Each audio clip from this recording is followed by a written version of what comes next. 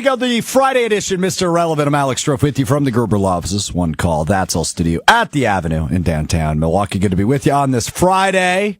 Josh G. DiMaggio is off. Will Sommers is here. Hunter Vaughn is here. Lots to get to as we get ready for the preseason opener for the Green Bay Packers coming up tomorrow at Lambeau Field against the New York Jets. We will dive into that matchup, some of the things we're looking for. And obviously some of the headlines coming out of Green Bay this week, which includes a couple of injuries I don't think we've talked about yet in the defensive backfield, both the Nate Hobbs and Xavier McKinney, that one coming out yesterday. So we'll get into all that and a bunch of Packer stuff because I am happy to announce it's football season. Come on now. It's football season. Let's go. Josh was right. No, just breaking news. I was being silly. Oh, yeah, breaking news. It's football season. That was an incredible pause for dramatic effect, Hunter. I was trying to do other things. I'm a little behind, a little flustered. I didn't have a flat tire like Jesse Nelson, but just did not manage my time well getting the show set up today. So I was not near the microphone. I thought we might have had real breaking news or something like that.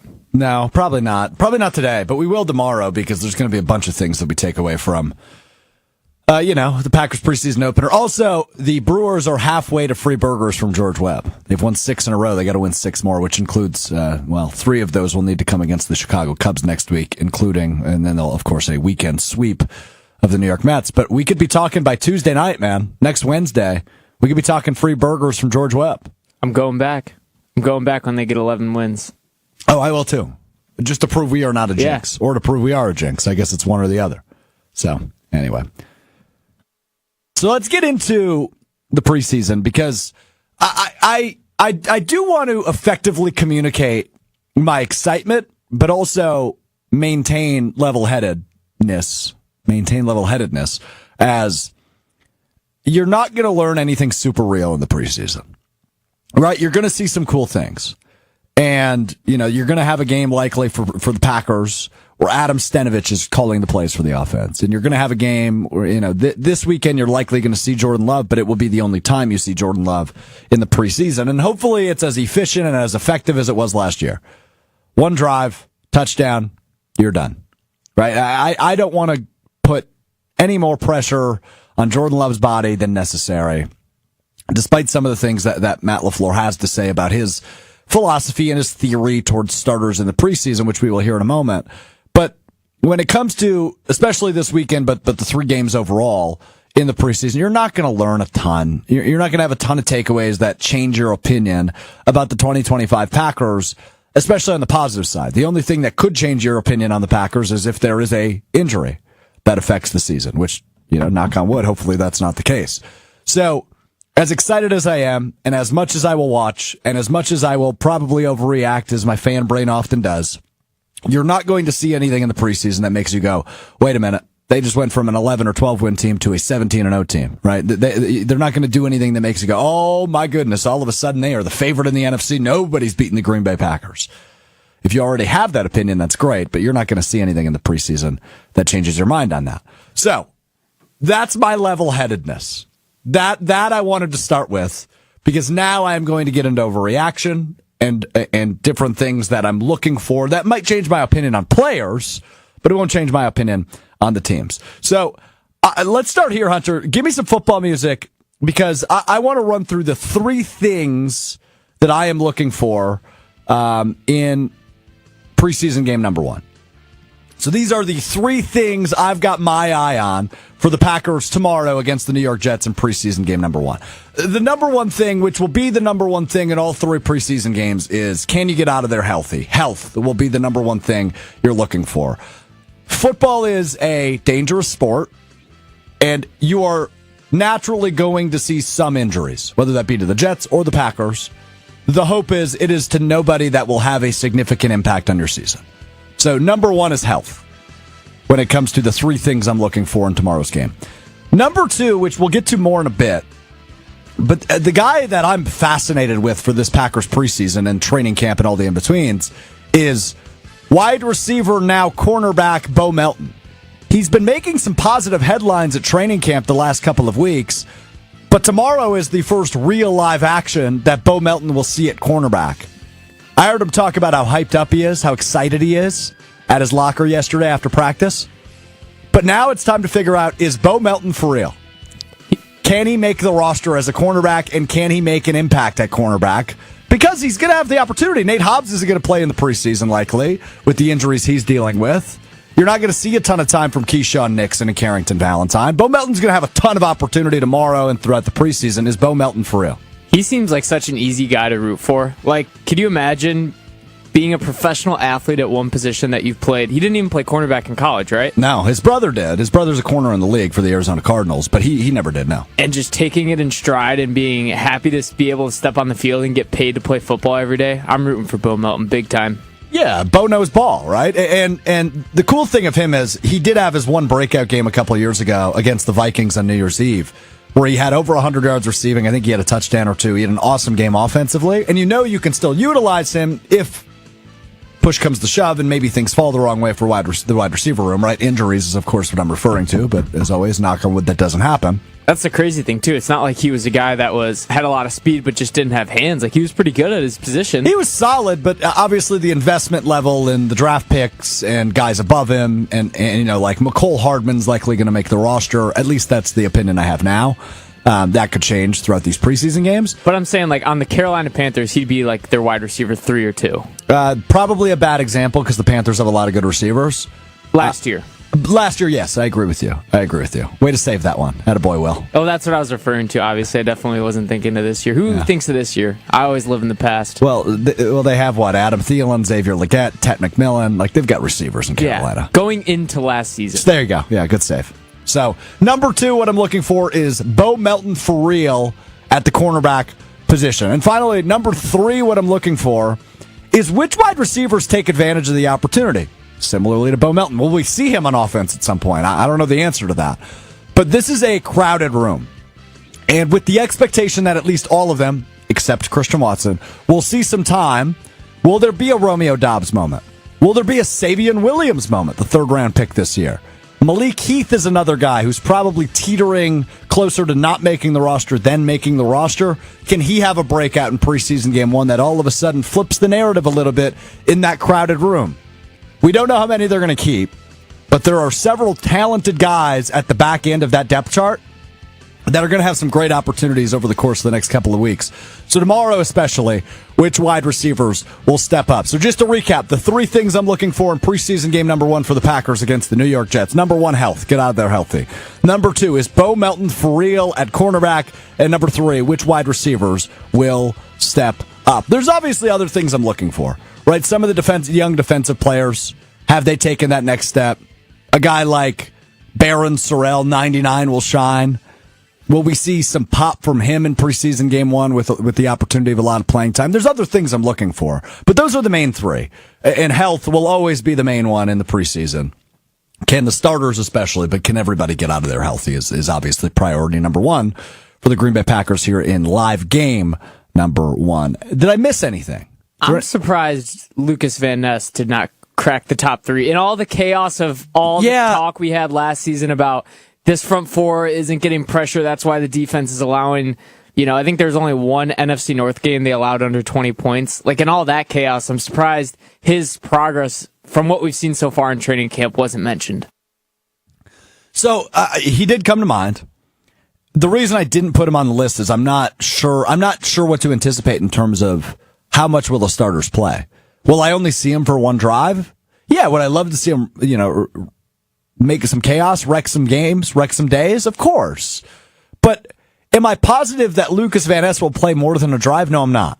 Right? And the Jets are playing their starters, which is good. Obviously, new coaching staff in there, new quarterback in there, and Justin Fields, who makes his triumphant return to Lambeau Field. Your guy, Willie. Yeah. Justin Fields. Pescatarian. He only eats fish. What is Justin Field quarterback number 4 of he's the savior of the Bears? Is that the order? I will never say anything bad about Justin Fields. He's a great guy. I really like He got him. a bad shake. I think he was dealt a bad hand. I agree with you. Yeah, like I thought he would be the dude. And again, I think he got an unfair shake. He gets traded to Pittsburgh last year. I think he started 4 games for them, and they went 3-1 before Russell Wilson returned. And he showed some really good things in Pittsburgh. So I'm intrigued by the second act for Justin Fields. And I mean, his second year as a Bear, his wide receiver 1 was Dante Pettis. Yeah, and that's not going to help. Didn't really have much help. But Caleb Williams has a lot more help than Justin Fields did. I think Van Ness will be interesting this week more so than other preseason games, since the Packers haven't had any of those joint practices yet. We'll get a lot of reps against different left tackles and not Jordan Morgan. I hope you're right. I mean, especially that defense I'm fascinated by, because they had overall a solid year last year, but there was things that were clear shortcomings, like sacking the opposing quarterback being the main one, despite the inflated numbers because they had 2 games with a bunch of sacks. But all in all, Rashawn Gary and Lucas Van Ness and Kingsley Enagbare and Brenton Cox Jr., like, they didn't get to the quarterback as much as they should have. Who's the Jets left tackle? Is it Mekhi Becton? Is he still there? I honestly don't know off the top of my head, but you might be right. Left tackle is Olu Fashanu. I think he's pretty good. So that'll be interesting for the 1 or 2 drives that he's out there, how he matches up against somebody that's not a Packers player. Mekhi Becton is a Los Angeles Charger. He was highly touted going into the Jets. And by the way, Mekhi Becton, Super Bowl champion. He was an Eagle last year. He hasn't been on the Jets since 2023. Ball knowledge. I told you I'm living in the past. Ball knowledge suffering. I'm living in the today. past. I don't live in the current. I don't know that that's a good thing. No, it's not. I didn't say it was. Joe Tippmann is their starting center, Hunter, former Badger. So we'll see him tomorrow. We will see old friend Allen Lazard tomorrow, one of their starting receivers. And then obviously that defense has some big names, right? Quinnen Williams, who likely won't play, but Quincy Williams, Sauce Gardner, Will McDonald, the Wisconsin kid, he's also questionable, so probably won't play. Actually, their entire defensive line is questionable or out for tomorrow. Will McDonald, questionable. Byron Cowart, questionable. Quinnen Williams, questionable. And Jermaine Johnson is out. So you will get the second-team defensive line, likely, for the New York Jets right from the gates, which hopefully allows Josh Jacobs some more running room. Seems like the Packers won that pick swap between Will McDonald and Lucas Van Ness. Lucas Van Ness ready to go week 1, preseason. Will McDonald not. It's a good spin zone. I like that. Yeah, yeah. The thing that actually pisses me off the most about the Lucas Van Ness pick is I'm not always right with my draft crushes. Really? Yeah, really. But well, yeah, I was being sarcastic. You have a draft crush on everybody, the Packers. Oh, that's not true. I think, but sometimes I'm very right. And the Lucas Van Ness year, I was very right. My draft crush was Christian Gonzalez, who ended up with the New England Patriots and is now one of the best corners in the league.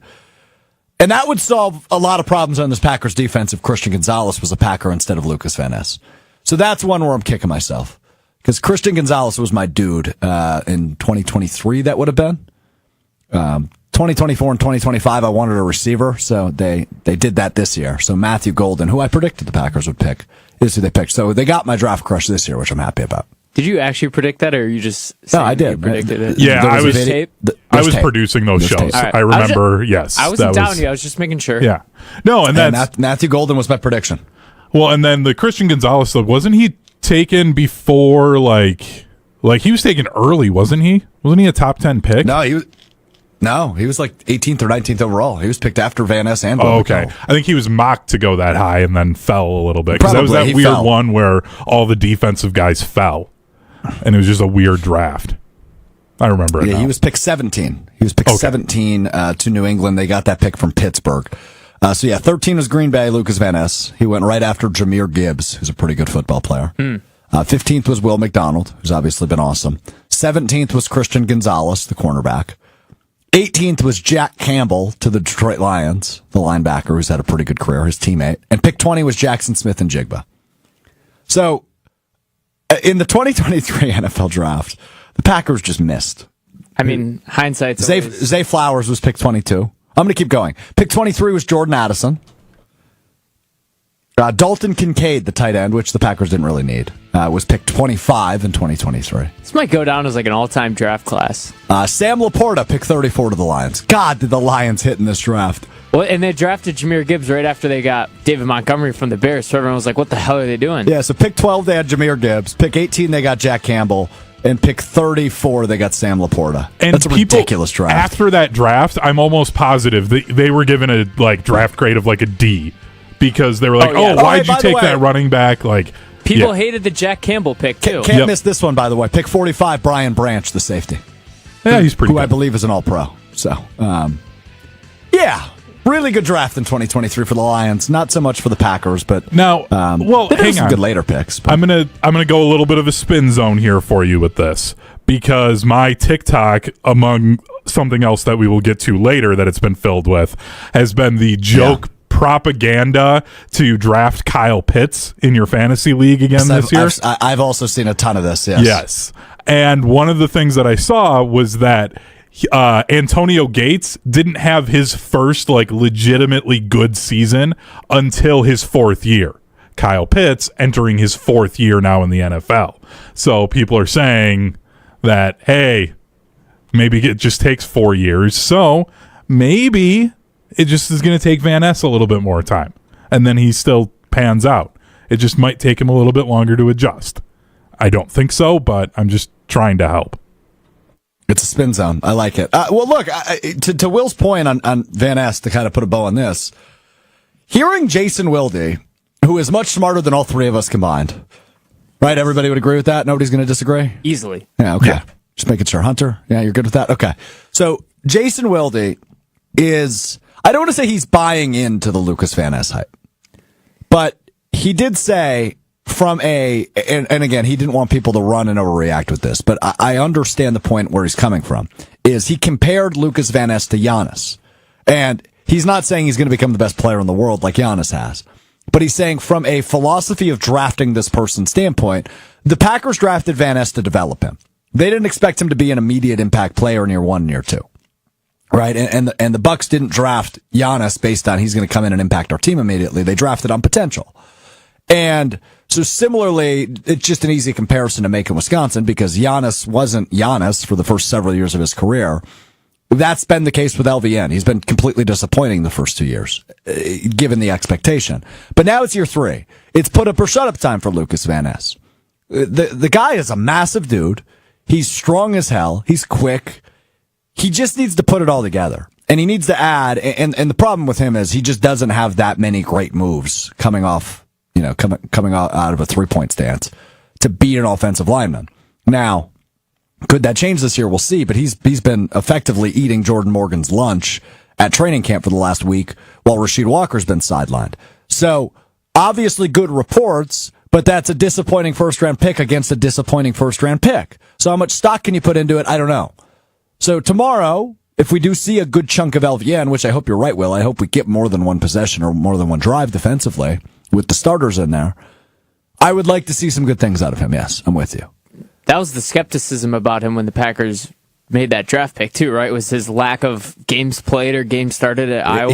He never started a game. He played one full season, right? Yeah, he was there for 3 years, but he never started a game. Or it was 2 years only, I think. So he's really young.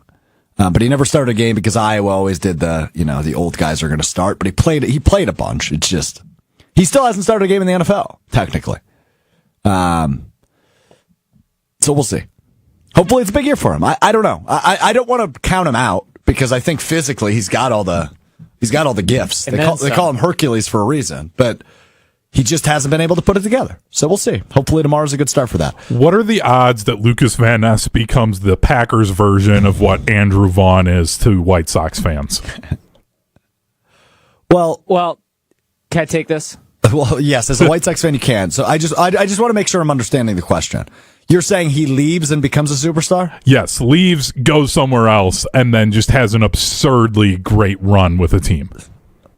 I will let the White Sox fan field this one. This is a little different because Andrew Vaughn was the Heisman Trophy winner of baseball. So he was very good in college. And then he was okay, and then he sucked, and now he's good. Lucas Van Ness was kind of average, bad. So I don't know where that falls on where we're projecting the graphs to fall, like those day traders do. You know what I'm talking about? Like how they project like the trends of the graph on which stock to buy, like short it or sell it. Yeah, sure. So I don't know where you just broke. Are you trading parade. a lot of stocks? No.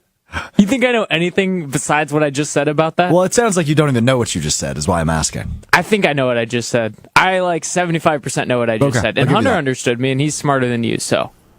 Not a high bar, but yeah. Yeah. I know. It wasn't a diss. Well, it kind of was at Strouf. Well, it was, but it's fine. Yeah, but also it's fine. Yeah. Okay.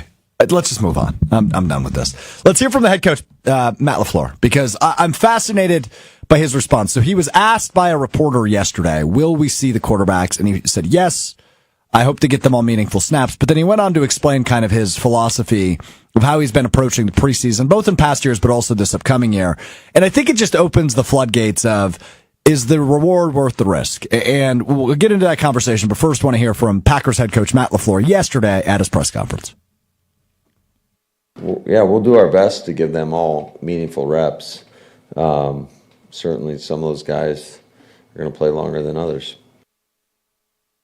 So that's on the quarterbacks. But he goes on to say that, there's no correct choice on whether or not to play your starters. But he said that injury data that supports his theory of playing starters in the preseason shows that if you play more in the preseason, or if you play at all in the preseason, you are less likely to get injured in the first 5 weeks of the regular season in the National Football League. So while I can respect the data that the NFL released, I don't know that there's a perfect way to do this. Some teams playing their starters, some teams won't touch it. Aaron Rodgers, for example, for many, many years, especially after, I think it's now 10 years ago, it was 2015 or 2016, when the Packers were in Pittsburgh for a preseason game, Jordy Nelson tore his ACL. And that completely changed the Packers' philosophy on starters in the preseason because they lost their top wide receiver and he was never the same after that. So I guess where my head goes is if you get out of there healthy, I'm for it. And I think this is what everybody would say. If you get out of there healthy, you're for it. And if you get out of there with a season-ending injury to one of your star players or one of your best players, it's going to look like a mistake. And that's the kind of lose-lose you're fighting in the preseason. Because, look, knocking the rust off and getting some valuable live reps is totally worthwhile until there's an injury. So as I sit here right now, I am saying, yes, I would like to see the starters. And I would like to see them for more than what we saw last year. We saw Jordan Love for 3 plays in the preseason last year. 3. And 2 of them were handoffs. And then he hit Dontavian Wicks on a touchdown pass on play 3, and that was Jordan Love's preseason. I didn't even watch it. I was in the car on the way to the bar that I watched the game at. Didn't see a snap of Jordan Love. I listened to it on the radio. I would like to see more Jordan Love. And I'm not saying play him every game. If he just plays this weekend, that's fine. But give him 2 drives. Right? Let's get a little bit of a rhythm. I would love to see touchdown, defense, for... if they allow a first down, that's fine, but let's get out of there with no points. And then Jordan Love gets the ball back and gets to drive again. That would be meaningful snaps to me. When you use the term meaningful snaps, some will play more than others. Yes, we're going to see more Sean Clifford and Taylor Algersma than we will Malik Willis and Jordan Love. That's just the expectation. But I would like to see at least a little bit more than we saw a year ago, just to knock the rust off and show, okay. And then you've got joint practices the rest of the way, so I don't need to see you in the preseason game against the Colts and the Seahawks. So that's where I'm at, and hopefully I'm not eating these words next week because of an injury. So knock on wood one more time. Hunter, go ahead. If they weren't playing the Lions week 1, would you feel differently? Like if this was just like the Browns week 1, and like you lose to the Browns, yes, that's tough. Okay. Yeah, the answer is yes, because if maybe it's not. I don't think it is. Yeah, well, if they're playing a horrible team, and maybe the Browns aren't the best example. Let's go like if they were playing the Bears, would I feel differently? I think it has less to do about the team you're playing and more about the physical exertion that playing like a full football game at full effort is. Yeah. Because when I think about it as like starting pitchers in spring training. Like you start with catch, you work your way up, you throw bullpens for an inning, and then by the end of spring training, you're able to throw, the starters at least 5 or 6 innings to a live batter. You're ready to go, right? If you needed to go play a game next week, you could. And if you're just not playing in the preseason and you're just playing catch, it's going to be hard when the heat's on and you got to, pitch on a mound to an actual live batter in baseball terms. That's just the way I look at it. So I guess my thought on it is like a loss to Jacksonville week 1 is different than what a loss to, say, the Falcons would be. And that's different than what a loss to Minnesota or Detroit would be. Because like each of those carry a different weight to your season. But like you start off with the top dog in the division, that's very different than if you were starting off with just a random AFC team where, yeah, you lose that game, like maybe you're back a game in your overall record, but it doesn't affect things as much as what losing divisional games do or losing games to other NFC teams that you're fighting for playoff spots for. Yeah. Maybe it doesn't. I guess I'm still stuck on, am I thinking about the opponent in week 1 or am I just thinking about slow starts? I think the Packers under Matt LaFleur are 3-3 or 3-4 in week 1. I don't know the exact stat off my head, Hunter, if you could look that up, what the record is in week 1 under Matt LaFleur. But it's not good. I mean, like for a team that's been as good as they have been under Matt LaFleur, their week 1 record is not very good. They've been out to slow starts. They lose again last year. I knew they lost to New Orleans and Jacksonville a couple of yeyears ago. They beat the Bears in Jordan Love's first start, so he's 1-1 in week 1. But he's 3-2. 3-2. That can't be right. He's been the head coach for more than 5 seasons. They beat 2019 beat the Bears, 2020 beat the Vikings, lost to the Saints and the Vikings, 21 and 22, and then 23 beat the Bears. That's according to Google AI. Well, they're missing 2024. Which they lost, so 3-3. Yeah. So 3-3. Okay. Google AI, man. Here's why I'm not worried about robots, because they don't get it right. And I also hate they don't remember the Brazil game. Yeah, I remember the Brazil game. I remember very well. It was a Friday night. I was very upset. But look, I'm not worried about the robots. We're good. Also, I hate that they do that on Google. Like, before AI, Google would actually give you accurate information. And it would give you a website that you could go to. Now it sums up all the websites incorrectly. I hate that. It's not Hunter's fault. I'm not yelling at Hunter. I don't think he did anything wrong. I could have read ahead like 4 lines and I would have noticed that. But I literally just saw 3-2 and then started reading and then didn't realize that we didn't have a year there. So it is kind of on me. Pat on the back to Hunter. Pat on the back to Hunter, taking accountability. Good for you. Good for you. Yeah, even though I hate AI, I'll defend it here. This was on me. But AI is awful and it poisons our earth. So I mentioned Bo Melton a little bit earlier. I guess I'm a little bit confused by it, and I'm so intrigued by it, and I'm a little bit worried about it. So it's a fascinating move by the Packers to move a wide receiver to corner. But the guy's an athlete. He's super athletic. And apparently he's catching on very well, which is great. But, and let me say one thing quick, because we've got, obviously, Hunter's a Cowboys fan. Will's a Bears fan. We have a bunch of other people. Brian D, our director of content, my boss, is a Bills fan. So we're surrounded by a lot of people that are not Packers fans, but what we do surrounds the Packers, right? Everything we do revolves around the Green Bay Packers. So we talk about them a ton. And cornerback depth has obviously been a big discussion, especially since Jair Alexander was released a couple months ago and ultimately signed to Baltimore. But you have 3 guys that you feel good about, right? Keyshawn Nixon, Nate Hobbs, Carrington Valentine. You feel good about those 3. But the conversation is always, okay, well, what if one of those guys goes down? Then what? And does that become the Kalen King? Does it become Bo Melton, right? Who fills in that spot? And obviously there's a different answer, because if you're playing nickel, you probably got Javon Bullard in the slot, and you've got other options. But are we an injury away from seeing Bo Melton play serious time against the likes of Jamar Chase and Justin Jefferson and Amon-Ra St. Brown and some of the top receivers in the league? Which depends, what defense they're in, if they're playing man-to-man, yada, yada. But Bo Melton could see playing time defensively, I think, is the worry. And we're not even certain he'll make the roster, first off. It obviously depends, I think, a ton of what he does in the preseason. But is this a suitable replacement as a depth corner? I think that's a conversation that we'll continue to have over the course of the preseason.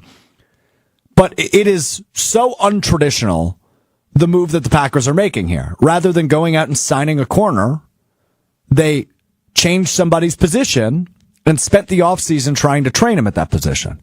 And again, I think he's a good athlete, and I'm excited to see what he can do this weekend because it's a game that doesn't matter. But is it actually going to work is what I'm hung up on.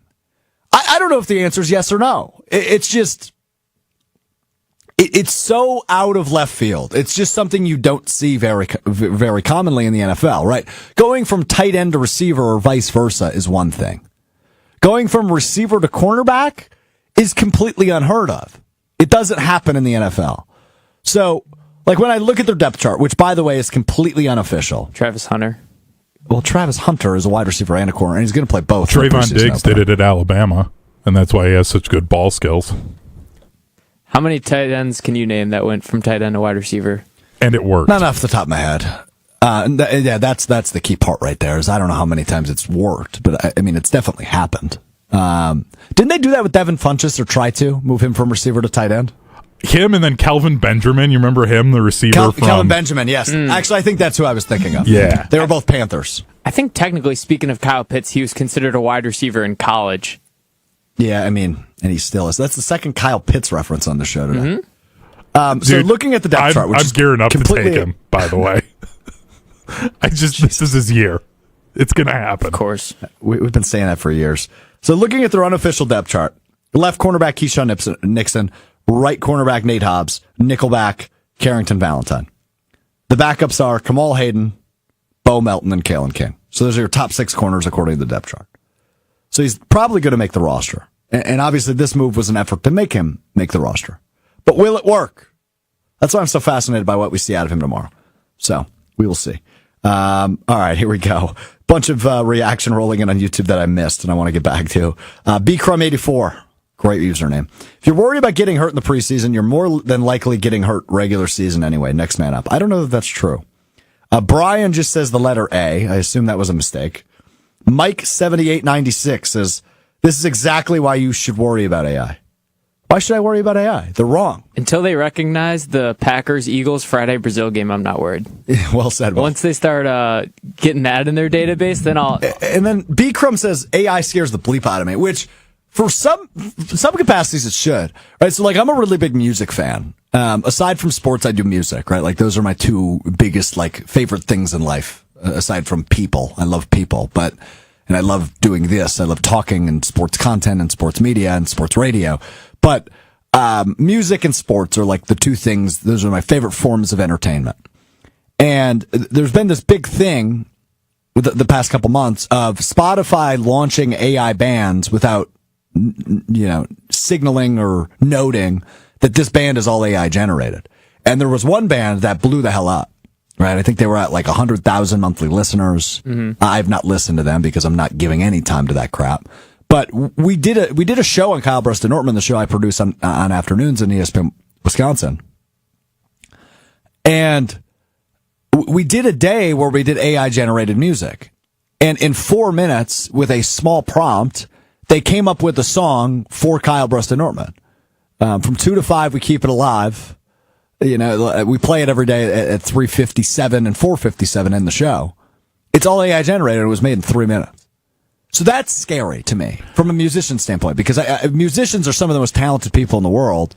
And now Spotify, one of the biggest audio streaming platform in the world, is peddling AI generated bands without noting that they're AI generated. That's scary to me. Yeah, and what also makes this worse and why I said the line earlier that AI is poisoning the earth, read an article about how one question to ChatGPT uses this to cool the server that it needs to generate that. It will use 6 bottles of water worth of water just to cool the server. And then that water is gone because it gets so hot that it just evaporates and it's gone. And then where these server farms are, it like literally poisons the water. And there's like metal sediment inside people's wells now in these communities and also causing blackouts because they pull so much electricity in these areas. Like it's really bad for the environment and something that we should not be using as much as we are. So they're literally pouring 6 bottles of water on it? Like, it's the equivalent Not amount literally. of water. It's the equivalent. So Yeah, they it's use the equivalent. water to cool these giant server farms because you have to keep computers at like a cool temperature for them to run properly. So they're constantly pumping water through it, and the more you use it, the more water they need to use to keep the server cool. Because the more a computer gets used, the warmer it gets. Hydraulics. I'm done with AI talk. Hydraulics. I'm done with AI talk.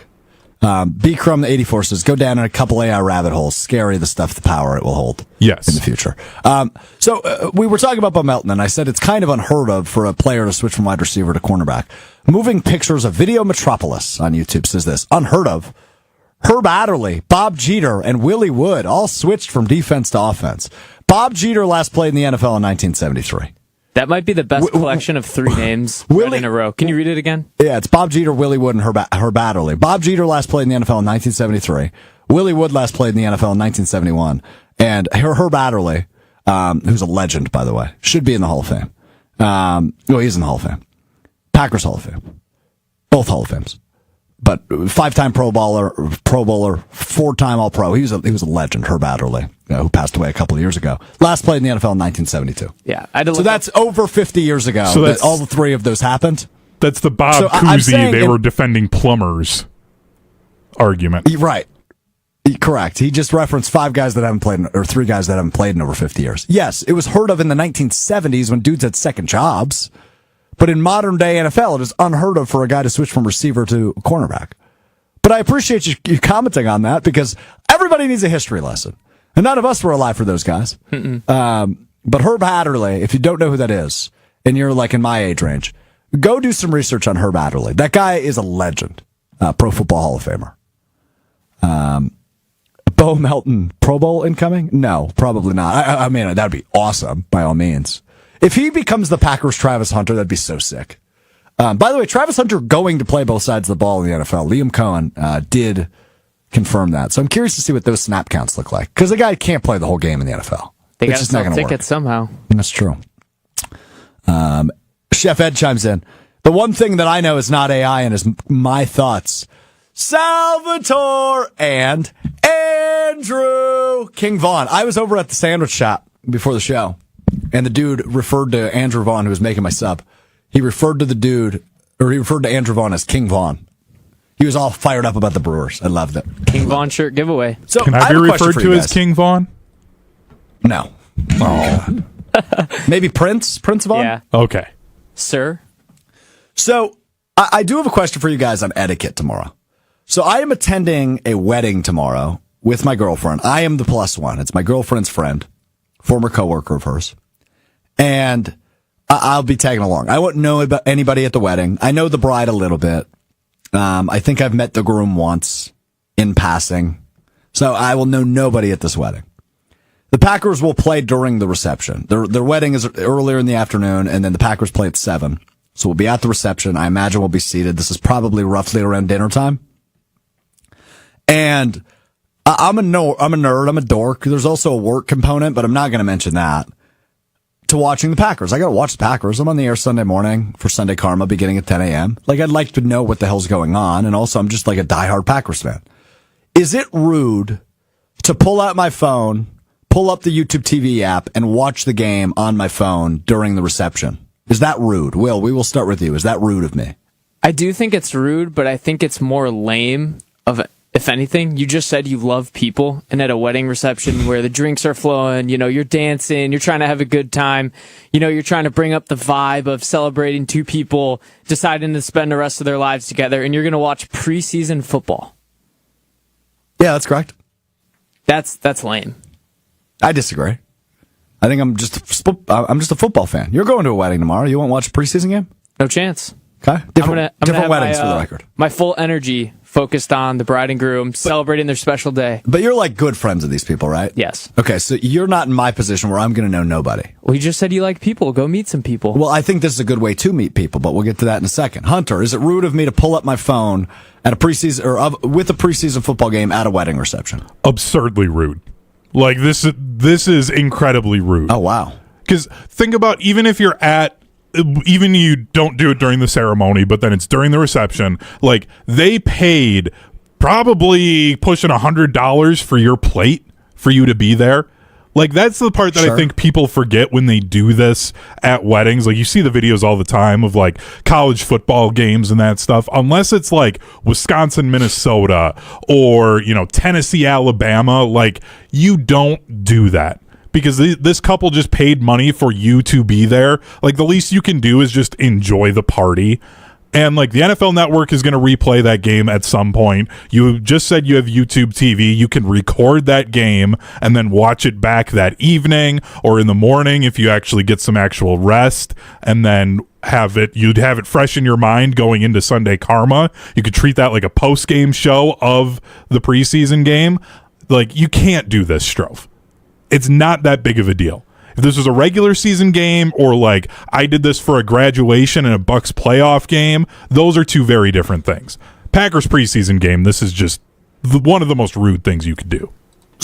Well, I don't know about that, first off. Second off, I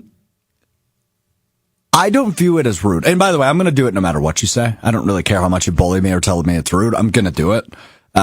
They scheduled their wedding during a Packers game. Well, actually, they scheduled their wedding, then the Packers scheduled their game during their wedding, but that's neither here nor there. A preseason game. It's not a regular season game. A game that does not matter. But there are things that matter. And the Packers are playing football. I'm going to watch it. That's just how it goes. I watched Family Night last week. Will was there. We watched it together. I still think it's lame, but I could convince myself that it's not rude, because during a wedding reception, there are people that just sit at the table. So I think you could inconspicuously, big word, watch it on your phone and no one would really notice. Well, here's the thing. Congratulations to the bride and groom. I'm very happy for them. Congratulations. Hope you have a lovely life together. But do I really care what the maid of honor, her experience is with the bride who I barely know? Do I need to hear, oh, me and Jenny, back in the second grade, we had pet hamsters that we named Phineas and Ferb because we were best friends and we wanted our hamsters to be best friends. Like, do I care? No. Do I care if Taylor Algersma's throwing bombs to Dontavian Wicks? Yeah, I do. It's as simple as that. So you're doing it during the speeches too? I won't have the volume on, but yeah, I'm going to pull it up as soon as I don't know what will be happening. I don't know what the timeline is for everything. The dance floor might be open at this time. I don't know. But I don't necessarily view it as rude because, frankly, it's not like we spend a lot of time with these people. They're not the best of friends, but they're friends. So then why are you making them pay for your plate? Don't go. They invited me, and they invited my girlfriend. You can say no. And a plus one. You guys can say no. Well, I can't now. It's incredibly rude to dip out a day before. Well, obviously, but like, come on. I have an important you can handle question. Not watching it live. How are you going to maneuver watching the game on your phone? Are you going to try to hide it or just... No, I'll set it up on like the flat, like maybe the middle of the table and just have it angled toward me. Okay. Or maybe like an empty cup, just have it sideways, have it flipped up, and I'll turn the brightness down a little bit if it's dark in there or whatever. Turn the brightness down. I'll try to be respectful of what's happening around me, but I'm going to watch the game. Literally by having your phone out, you are already being not respectful. So at that point, what does it matter? So this is a good point by Mike on the YouTube chat. And I also I put this on a poll on Twitter, and we'll get to the results in a second and some of the replies on Twitter. But Mike on the YouTube chat says, reception isn't at a bar with TVs. How un-Wisconsin of them. LOL. So I haven't looked up the venue. There might be TVs at the bar in there. And if there is, I'll just post up at the bar. That's just going to be my route. I think that's the easiest way to get away with it is if there's a bar in the reception venue with a TV, go hang out there and I'll watch it there. And I'm sure there will be other people there watching it because the wedding is in Milwaukee or in the Milwaukee area. So there's obviously going to be other Packers fans there. So yeah. Lance chimes in. Do we think Mrs. Strouf will allow him to watch the game? Haha.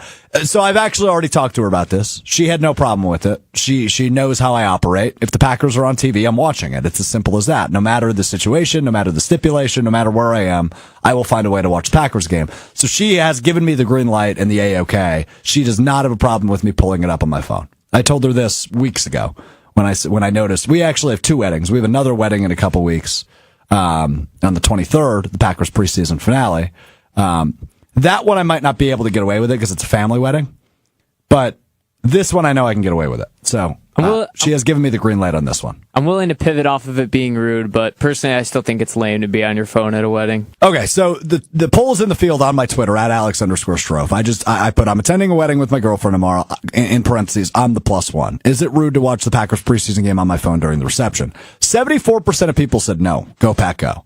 And some of the replies I think are interesting. So this one from Matt Freilich. With multiple experiences of doing this, yes, do it. You will also gain a lot of new friends during the celebration who appreciate your savviness. So that's good to know. Because other people are going to be curious, I would assume. Ceremony, rude. Reception, fair game. That from Jacob Westendorf. I got a couple of tape it and watch it the next morning will be a little treat for you when you wake up. See, I hear you on that.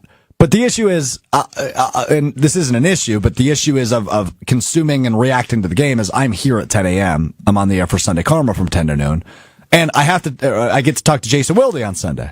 So I would like to ask some informed questions about the game that I need to at least see bits and pieces of. Or before, other than just reading Twitter. Counterpoint. You approach the interview with Jason just being like, Jason, I was at a wedding, didn't get a chance to see it. What do I need to know about the game? And you let Jason, who's already the expert, be even more of the expert and tell you what you need to know about the game. But Hunter, here's the thing. You know me and Jason's relationship. He would crucify me if he found out I didn't watch the preseason game. Great content. That I won't argue with. But also, like, it's my life. I'm watching the Packers. And this was my favorite response. This one's from Jordan. Did they schedule a wedding during the football season? See, they had options. Now so do you. Well said by Jordan. It's well said. It's on them. It's on them. Okay. So we've determined it's rude, but I'm going to do it anyway. Then why are you asking us? The boss gave you her approval. That is all you need. That's from Mike. That's fair. I was curious what the other guys in the panel thought, whether or not that was rude or weird or, disingenuous, whatever. And it sounds like they think it's all of the above. I mean, I think I should remind fans who think maybe I'm being a little weird about this. I'm married to an event planner.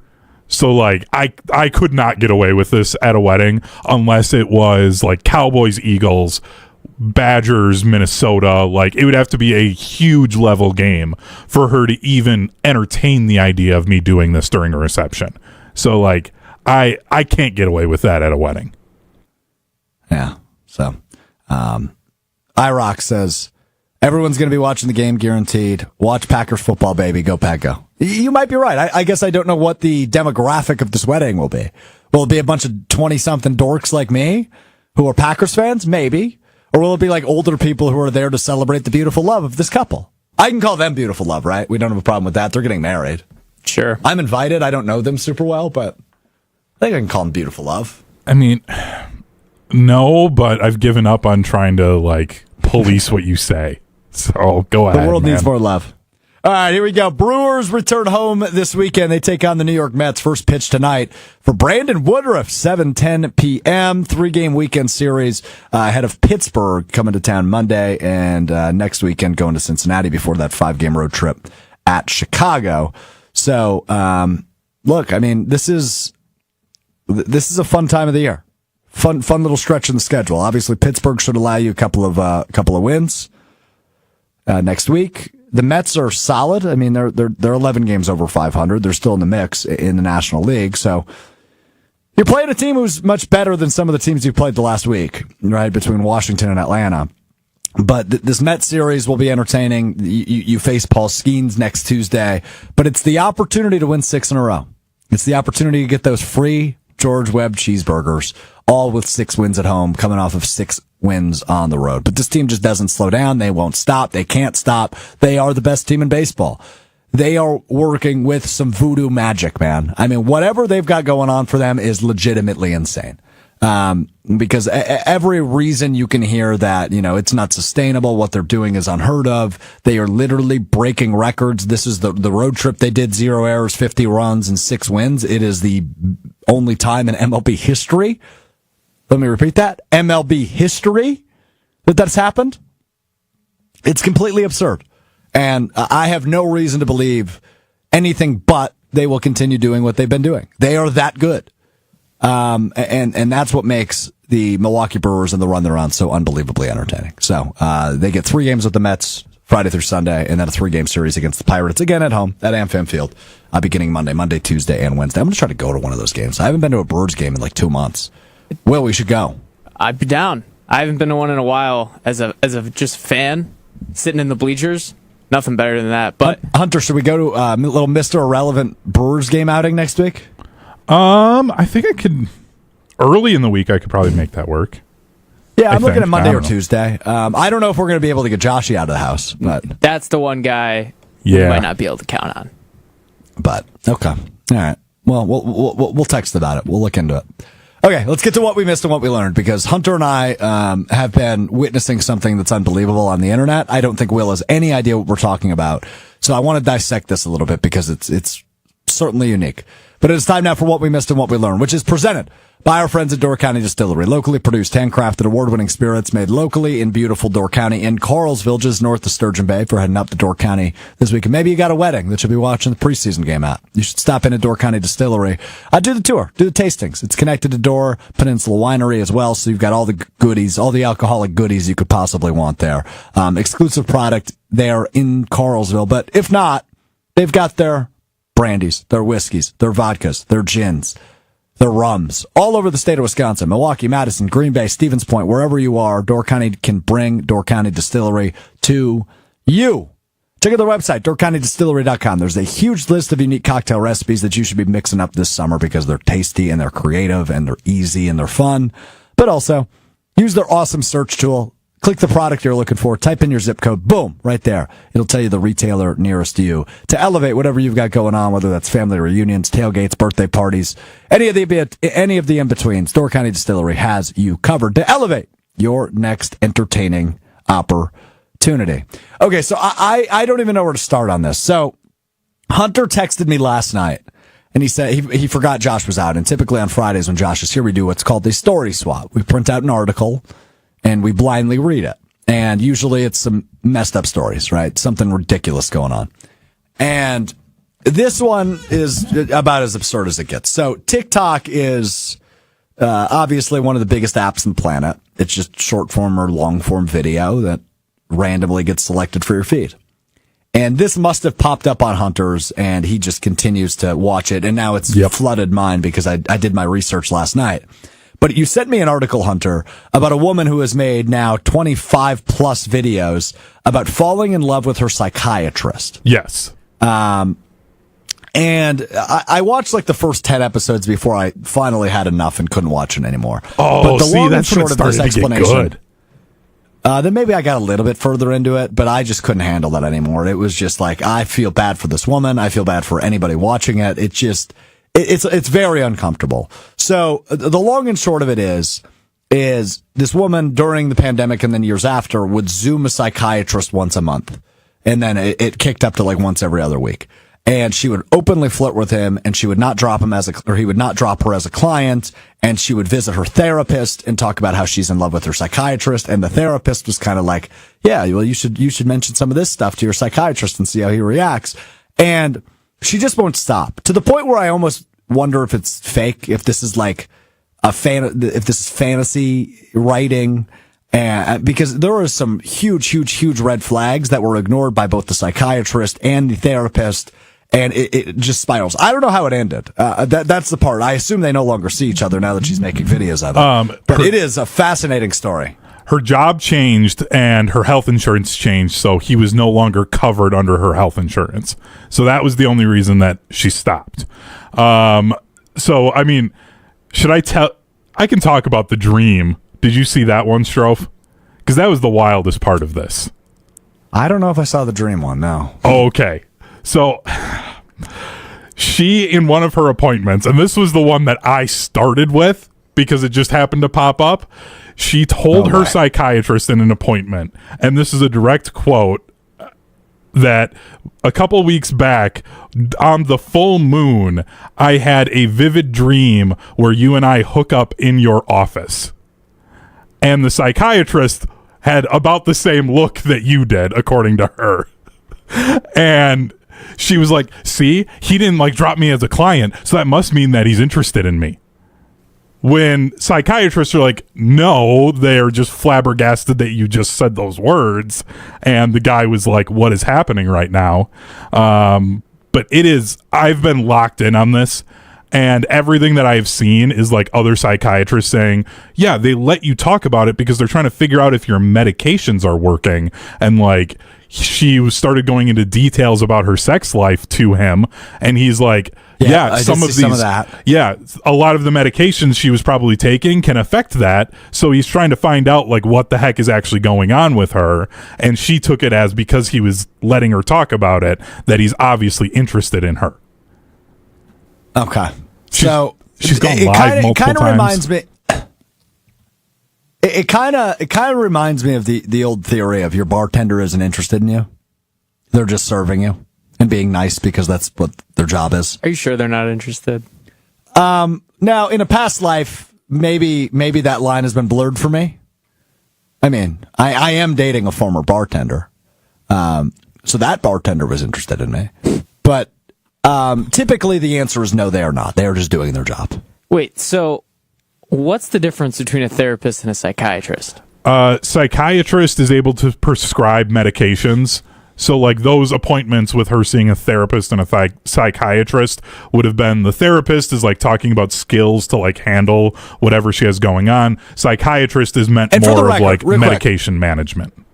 Real quick, so this is not somebody that had schizophrenia or anything of that like. She had, like me, she had ADHD, and that's what she was being prescribed medicine for. So she was getting prescribed like low dose, what's the thing I used to take that I'm blanking on?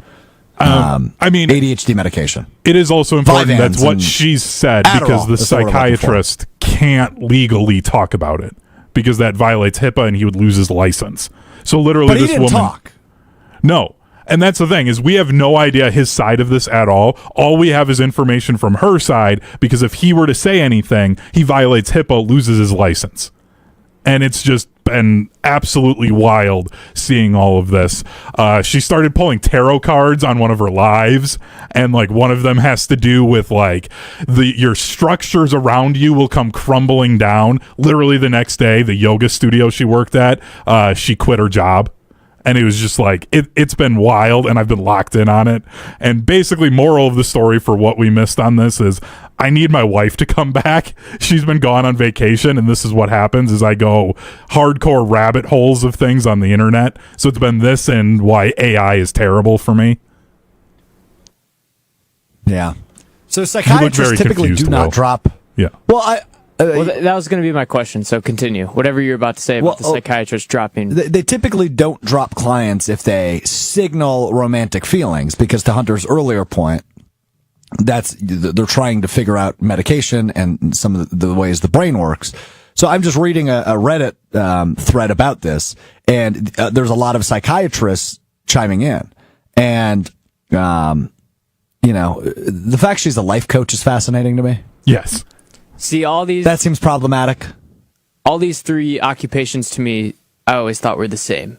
Life coach, therapist, and psychiatrist? Yes. Okay, first off, life coach is not close to either of those. You do not need to be I could be a life coach. You do not need a degree for that. Is a life coach more like a motivational speaker for like one-on-one type deals? Okay. Kind of like what do they do at like fairs and stuff? Psychic? Yes. Like you don't need a degree to be one of those. Yeah. You can just say you're that. Whereas a psychiatrist or a therapist, you do need a degree. Significant degrees for both of those. More so for the psychiatrist part of it. So yeah, all messed up. All very strange. Very strange. So if you stumble into this on the internet, read there is another very layer strange too, case that you haven't gotten to, Strouf. And this is why I teased this going back to our AI conversation. She has two different of the voice chat bots on her phone that she has named. One is called Henry, the other she named Claudia, and they like give her a feedback loop calling her the Oracle and like explaining how she is leading people to seeing how these people in power can take advantage of her. And they'll just be like one of the things in her live, somebody said, like, do you take constructive criticism ever? She's like, well, let me ask Claudia. And then she like plugged it in. Claudia was like, You absolutely don't need to, because your story is real. So like, she has 2 AI chat bots that are just feeding her what she wants to hear. Yeah. Hunter, did your Xbox stop working or something? You need a new hobby. What happened to NCAA 26? Let's get back on that. I know. What is this? It just, You need it a new sucked hobby. me in, This is- and I'm just to know like this much so about fascinated. This is wilder than the situation itself. Yeah, the fact Hunter is all in on this is I fantastic. mean, I'm sure he's not the only one, but No, still. I mean, it's getting she has thousands and thousands and thousands of views. people in her lives every night. Like, her it's videos, actually the crazy. least viewed is like 500,000 views. It's incredible. Yeah, it's got a lot of people's attention, including Hunter's. But you can tell Hunter's wife has been out of town, Yeah. without a doubt, on this fair. one. Yeah, I was out on a date with my girlfriend last night. He texted me this. I said, "Okay, I'll watch it when I get home." So about 3.5 hours later, I pulled it up and I started watching. And I just went, "What the? Like, what am I watching?" Yeah, it's a trip. insane. Okay, well, all right, real quick, final score predictions. Do the Packers win the preseason opener? Will Sommers. I'm going to say yes, 31-14. Oh, wow. A lot of points for Taylor Gerdsma. I like to hear that. Hunter, final score. No, 17-14 Jets. That sounds like a preseason game. I will go yes, and I will go similar score to Hunter. I'm going to go 24-20.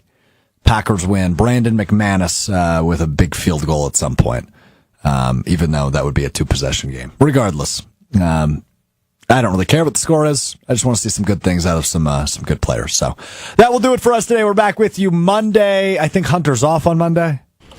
Yeah, we've got some content here in Madison. I won't be able to be on the show.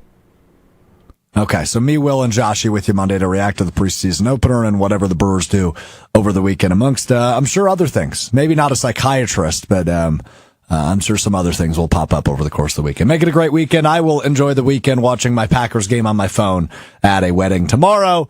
And I will talk to you Sunday on Sunday Karma, and then Monday here on Mr. Relevant beginning at 12:30 Central. ESPN Madison, ESPN Milwaukee on YouTube, the ESPN Wisconsin app, Apple, Spotify. This is not an AI-generated podcast, and wherever you get your podcast. Thanks to Will. Thanks to Hunter. We'll talk to you Monday. Peace.